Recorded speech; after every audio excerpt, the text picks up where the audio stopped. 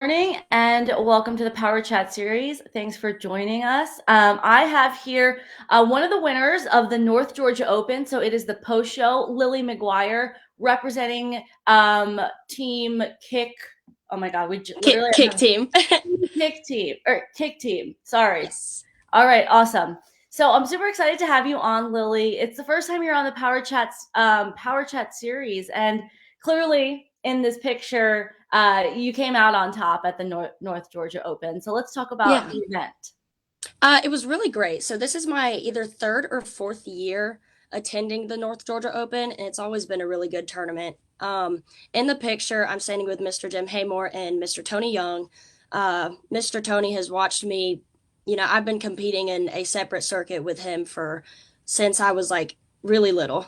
So it's just really great to see the people and familiar faces at this tournament. And it's always really, really well ran. I think last year it was at a different venue than this year, but both were really great. Both showed, brought really good competition. And I think actually this year it was bigger than the last year because last year I only had a couple of competitors. This year I had a bunch more. So it was really, really great. That's really nice to see the growth and the people coming out to the event. You said you had more competitors, so that means that competition was probably a little bit more difficult. Tell me a little bit more about, you don't have to know their names or say their names, but what day of competition was like. So, so when I went to the competition this time, I didn't do as many divisions as I usually do. I actually wanted to kind of focus more on the traditional forms.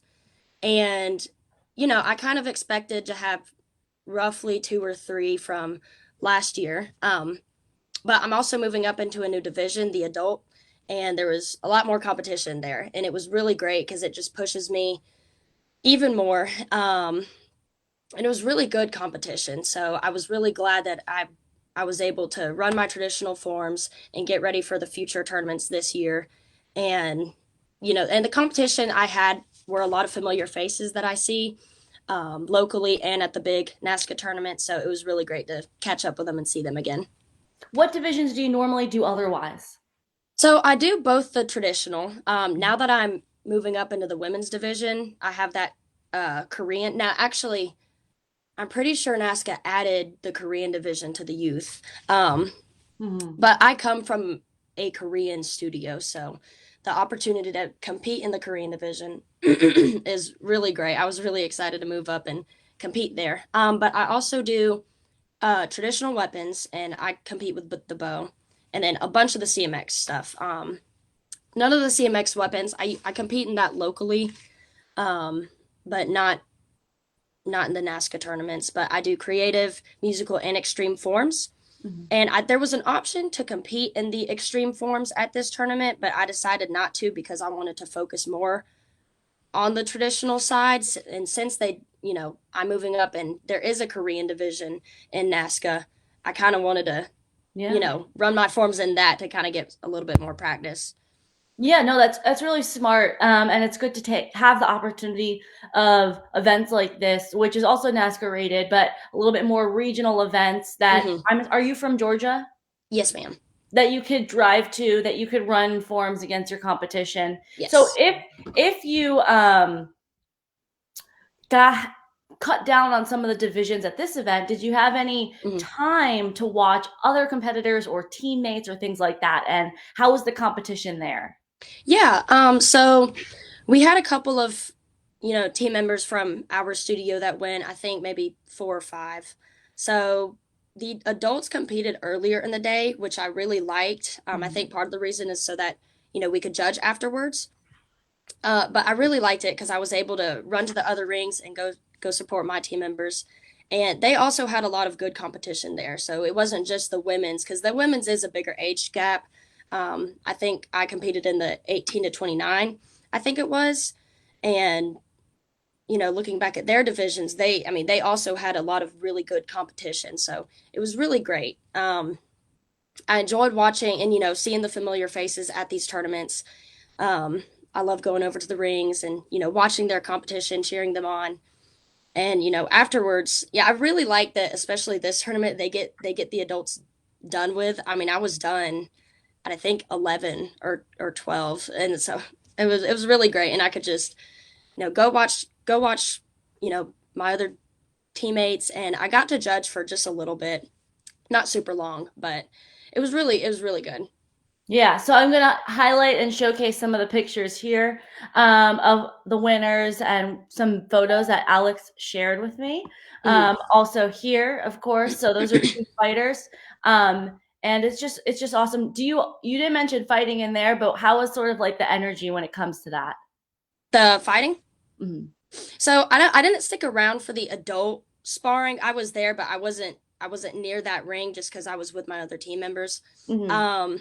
But when I did look over, fighting always brings a good crowd, and especially those fighters that you see there. I mean, they are amazing, and you could just tell by the crowd around that ring that they're really fun to watch, and it's really just good competition. Super Um, fun and entertaining. yes, yes, and you could tell by the crowd that those fighters bring. Of course. Okay, awesome. So let's talk a little bit more about you. I mean, you've been coming to this event for 3, 4 years, which is Mhm. awesome. And you talked about a couple do on Master Tony Young's circuit. Now, you're relatively new to the NASCA circuit, sort of like that, um, you know, Mhm. larger circuit. What brought you on to take that next step? So I started competing locally with our studio, and it was I wouldn't drive over really an hour and a half, and just starting really small, and then I would work my way up to these tournaments, the 2 and 3As, and that was already a big step up because these tournaments they have really good competition, as well as the ones that I compete in other um, locally. But I've been doing it for so long. I've been doing it since I was 6, and I always looked up to people who were competing in like the big NASCAR tournaments, and I always was like, I want to do that one day. And I finally was able to. Starting last year, I competed. I actually did the whole circuit. Before, I would only compete in like the ones really close by, Battle of Atlanta, U.S. Open, and those were really the only two that I'd ever went to. And so having the opportunity to actually do the whole circuit last year was just amazing. I loved everything about it. And it was like a dream just because, I've been looking up to people who performed and did these big NASCAR tournaments, and now I'm doing it. And it's unbelievable.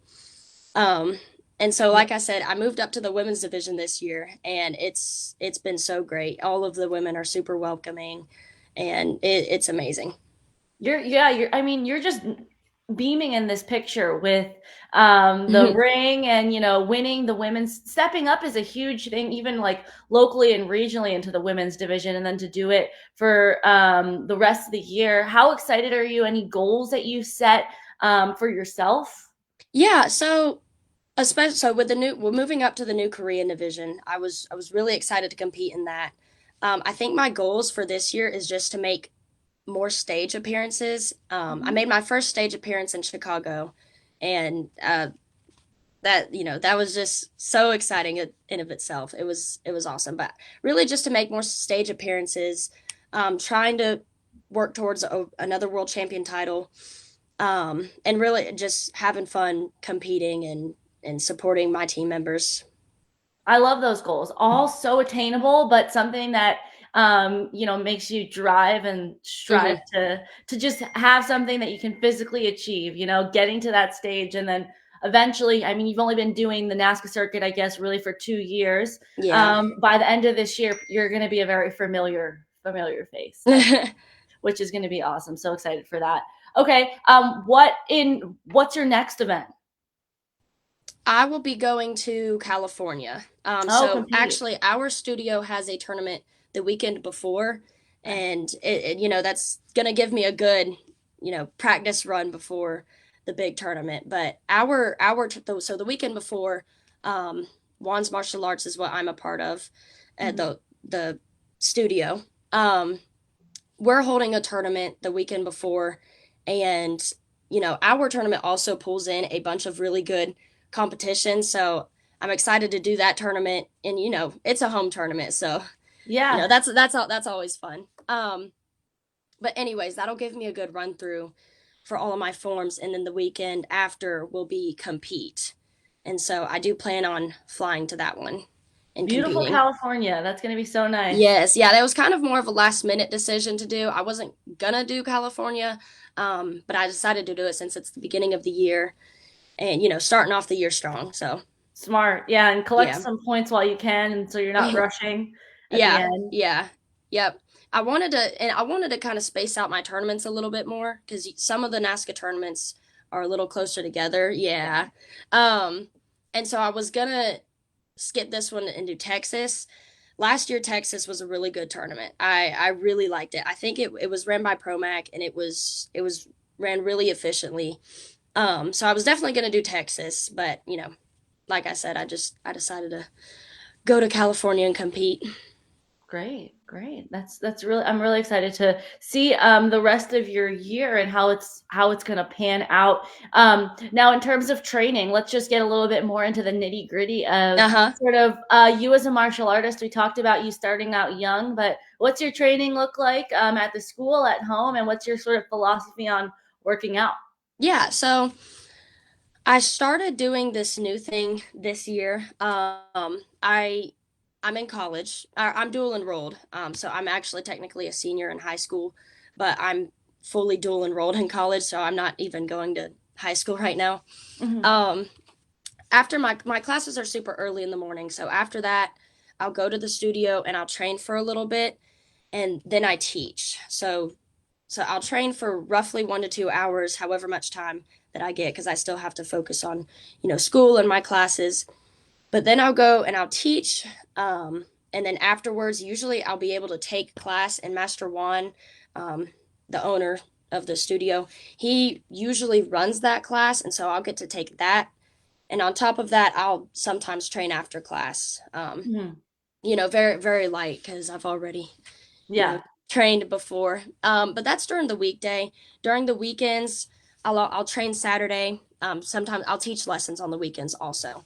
So usually I'll teach lessons, and then afterwards I'll train for a little bit. Master Juan has been training me, and I'm so thankful for his time and his dedication towards me. I wouldn't be where I am today without him. Um, Yeah. and so after these lessons, then I'll train for a little bit, and I'll do some cross training during the week as well. So I won't like train like martial arts every day. I'll do like weights some days, other stuff like that. And I get a lot of cardio from Master Juan's class, so I don't Yeah. focus too much on that. Like two in one. Like you just don't have to you don't have to worry about running or doing something separate. His Yeah. classes check the box. Yeah, I made that mistake. I tried running, but then I would take Master Juan's class and I'd be like, I can't do it. It was too much. But yeah, that studio I always say is my second home. I'm there all the time and I really love it there. Amazing. And is that the first studio that you joined, or did you shop around a bit? So I actually did ballet before I did martial arts, Oh, which wow. really helped in like flexibility and stuff like that. Cool.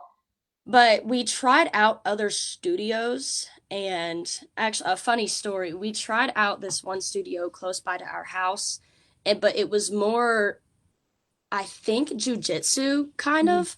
Um, and we started because my younger brother wanted to do it.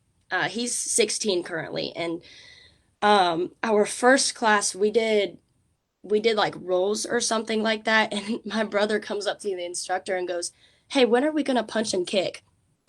And the instructor says, "Oh, we don't do that here, buddy." And Oh, that's so funny. my parents pulled us out real quick, and so that's why we're at Juan's Martial Arts now, because it's um it's mainly Taekwondo and Hapkido, and Yeah. then there's also weapons and sparring and stuff like that. But our main thing is Taekwondo and Hapkido. Yeah, perfect. Goes with your flexibility that you already had with ballet. Yes, yes. And yeah, awesome. It's cool. Okay, well, I had a really fun time chatting with you about the North Georgia Open overall. So you've been here multiple times. To wrap up our post show, I like to ask people if they plan to go back and why, just so we have a nice little Yeah. tying of the bow. Yeah, oh, absolutely. I definitely recommend this tournament. It's got such a positive atmosphere there, really good competition. So I'm definitely going to go back next year to run my forms and see familiar faces. It's all just a really good tournament. Mr. Jim Haymore does a really good job. Great. Well, people watching, make sure if you didn't get out this year, you go next year because it's one you're not going to want to miss. Well, Yes. congratulations, Lilli. It was nice to have you on the Power Chat series, and I'm excited to see what everything else you accomplished this year. Yeah, thank you. Thank you so much for having me. It's an honor. Well, for the next show, guys, I'm going to bring on Joey Perry, ProMac promoter for the next tournament you're going to want to hit up. All right. Have a good day and join us in a few hours. Okay, we are offline.